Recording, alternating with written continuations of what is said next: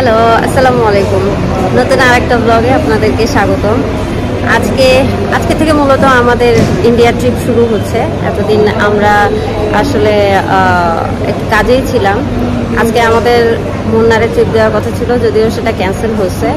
এখন আমরা যাচ্ছি, এখন বাজে 4:30, আর আমরা যাচ্ছি হচ্ছে কোজিকোডে থেকে কোচিতে।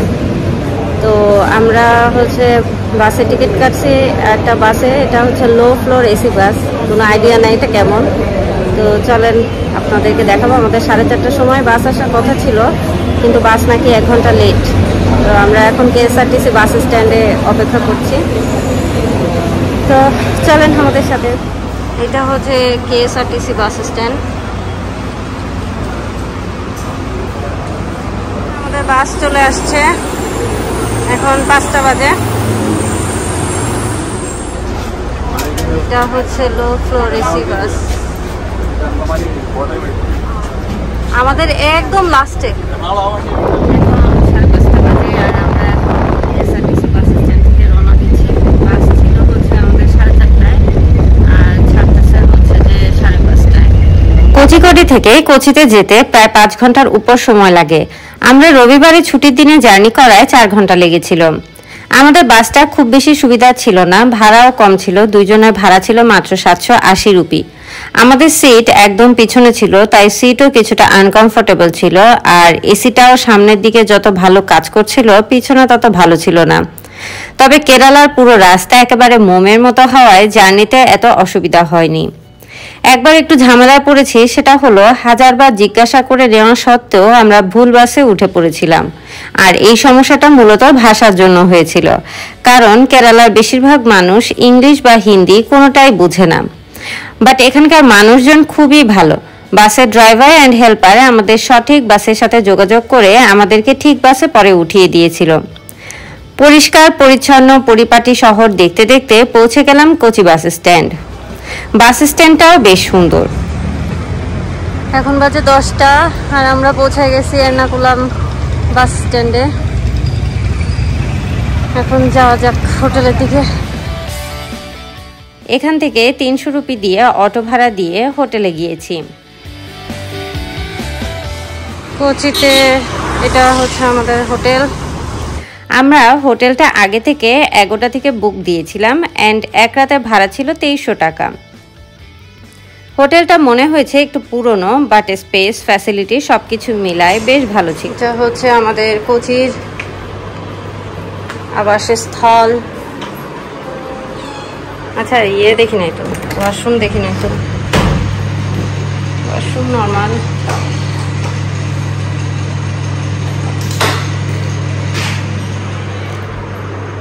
ঠিক আছে, ঠিকঠাক। এটার মধ্যে কি দিয়েছে দেখি, কিছুই দেয় নাই। আর হোটেলের কাছেই ট্যাক্সি স্ট্যান্ড আছে, মেট্রো স্টেশন আছে, যার কারণে আরো সুবিধা হয়েছে। হোটেলে চেক ইন করে একটু রেস্ট নিয়ে বেরিয়ে পড়লাম আমরা ফোর্ট কোচির উদ্দেশ্যে। কোচিতে অটো ভাড়া মনে হলো তুলনামূলক একটু বেশি। হোটেল থেকে জাস্ট অল্প একটু রাস্তা বোট জেটি পর্যন্ত, সেখানে আমরা 150 রুপি দিয়ে গেলাম। জেটি থেকে পার পারসন মাত্র 3 রুপি দিয়ে টিকিট কাটলাম ফোর্ট কোচি পর্যন্ত। আচ্ছা, আমরা এখন ফোর্ট কোচি যাওয়ার সবচেয়ে চিপেস্ট ওয়েতে আমরা ফোর্ট কোচি যাচ্ছি। এটা হচ্ছে বোট জেটি থেকে, কিন্তু এখানে মানুষের কারো ভাষা বুঝতে পারছি না, এটাই হচ্ছে সবচেয়ে বড় সমস্যা। সব উল্টাপাল্টা হয়ে যাচ্ছে আমাদের। তারপর উঠে পড়লাম বোটে। বোট রাইডটা খুবই মজার ছিল।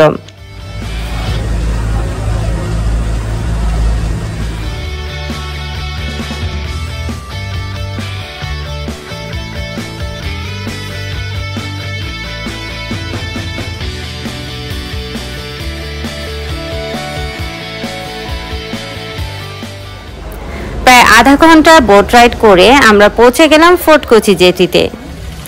জেটি থেকে নেমে আমরা 40 রুপি দিয়ে বিচের ওখানে চলে যাই। জায়গাটা কাছেই, রোদ না থাকলে আমরা হেঁটেই চলে যেতাম। ফোর্ট কোচি এই এলাকাটা 160 বছর পর্তুগিজদের দখলে ছিল, তাই এখানকার পুরনো দালান কোঠায় পর্তুগিজদের একটা ভাইব পাওয়া যায়। আমরা এখানে টুকটাক ঘোরাফেরা করলাম।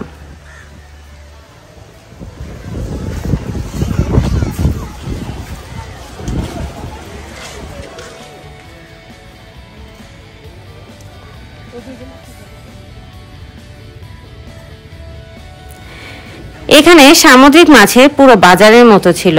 চাইলে এখান থেকে মাছ কিনে নিয়ে পাশের ছোট ছোট রেস্টুরেন্টে নিয়ে গেলে ওরা রান্না করে দেয়। আর অনেক অনেক স্ট্রিট ফুডও ছিল, বাট আমরা রোজা থাকায় কিছুই ট্রাই করিনি। এখানে সবাই যেটা খুব আগ্রহ নিয়ে দেখে চাইনিজ ফিশিং নেট, সেটা দিয়ে মাছ ধরা দেখলাম।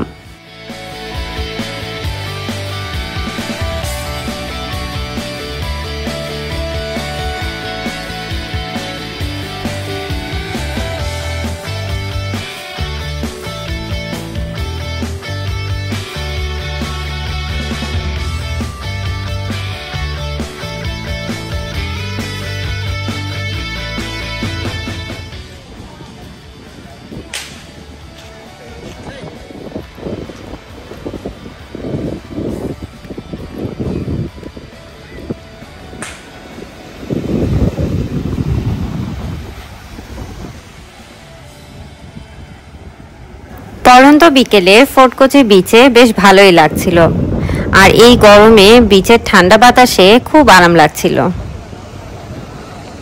বিচের কাছে যে কিছুক্ষণ দাঁড়িয়ে একটা বিশাল জাহাজ যাওয়া দেখলাম।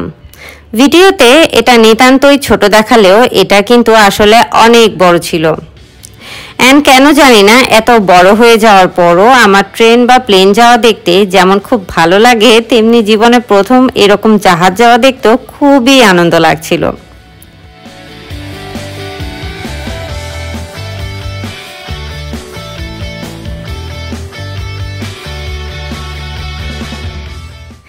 বিচের পাশেই এখানে একটা বিখ্যাত চার্চ আছে, জাদুঘর আছে, যেটা থেকে বিচের খুব সুন্দর ভিউ পাওয়া যায়। বাট রোজা রেখে গরমে টিকতে না পেরে আমরা ফোর্ট কোচি ঘোরাঘুরি এখানেই শেষ করলাম। তবে কেরালার বিখ্যাত মশলা কিনে নিয়ে গিয়েছিলাম যাওয়ার পথে। আবারও একইভাবে বোটে করে কোচি সিটিতে ফিরে আসলাম।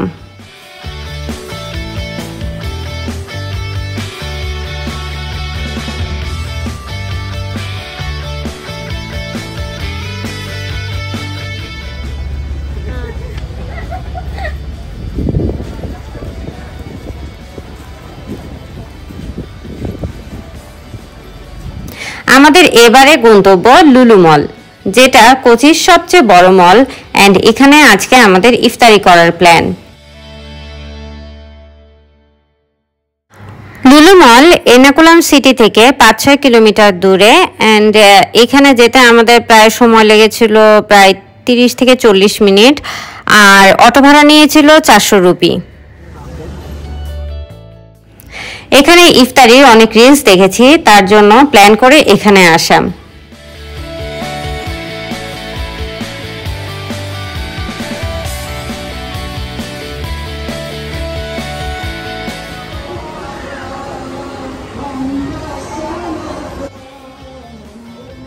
এখানকার নিয়ম হচ্ছে এক একটা স্টলে অনেক অনেক পদের ইফতারি আছে।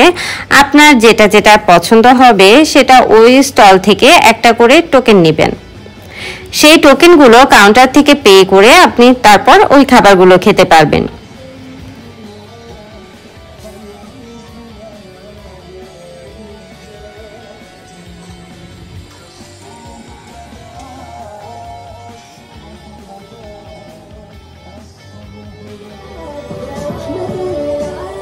আমরা খেয়েছিলাম চিংড়ি ফ্রাই, পাওভাজি, ছোলা ভাটোরা, কিমা ডোসা আর তরমুজের জুস।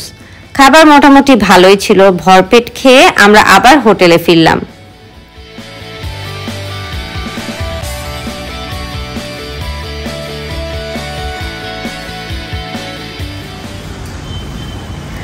পরদিন সকালে উঠে চেক আউট করে আমরা হোটেলের পাশেই টাউন হল মেট্রো স্টেশনে চলে গেলাম। ওখান থেকে আলুভা পর্যন্ত 50 রুপি দিয়ে টিকিট কাটলাম। আমাদের গন্তব্য এয়ারপোর্ট।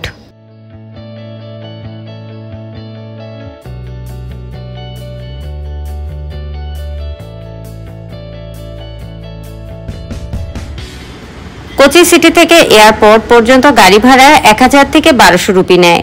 যেহেতু আমাদের এটা বাজেট ট্রিপ, তাই আমরা অনেক গবেষণা করে এই রুটটা বের করেছি, যাতে আমরা কম খরচে খুব শান্তিতে এয়ারপোর্ট পৌঁছাতে পারি। কোচির যে কোনো মেট্রো স্টেশন থেকে আলুভাতে যাওয়া যায়।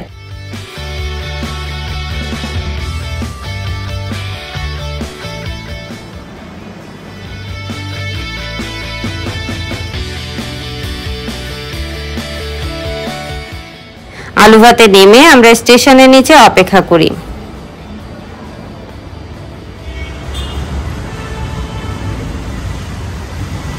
এখানে এয়ারপোর্টের ফিডার বাস প্রতি হাফ আওয়ার পর পর আসে অ্যান্ড যাত্রী নিয়ে যায়, আর ভাড়া মাত্র 60 রুপি।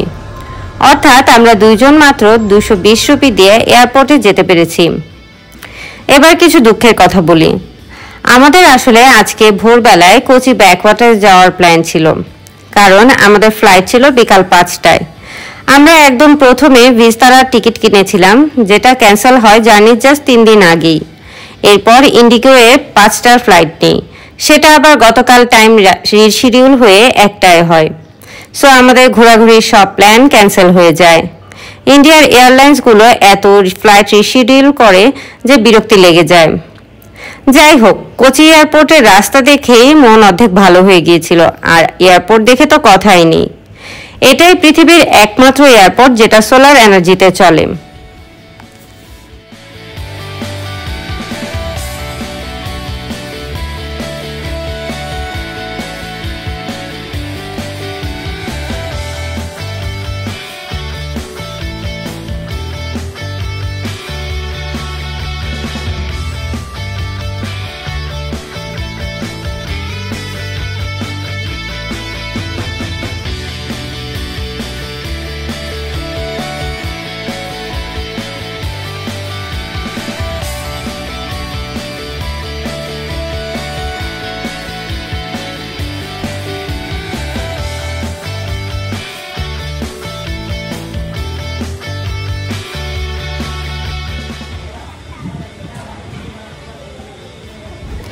কোচি এয়ারপোর্টের structure, interior design just unbelievable.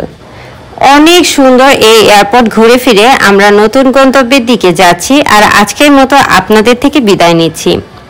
আমাদের ভিডিও ভালো লাগলে আমাদের চ্যানেলটি প্লিজ সাবস্ক্রাইব করুন। কিছু জানা থাকলে কমেন্ট করে জানাবেন। আর সবাই সুস্থ থাকুন, ভালো থাকুন, ভ্রমণ করুন। আল্লাহ হাফেজ।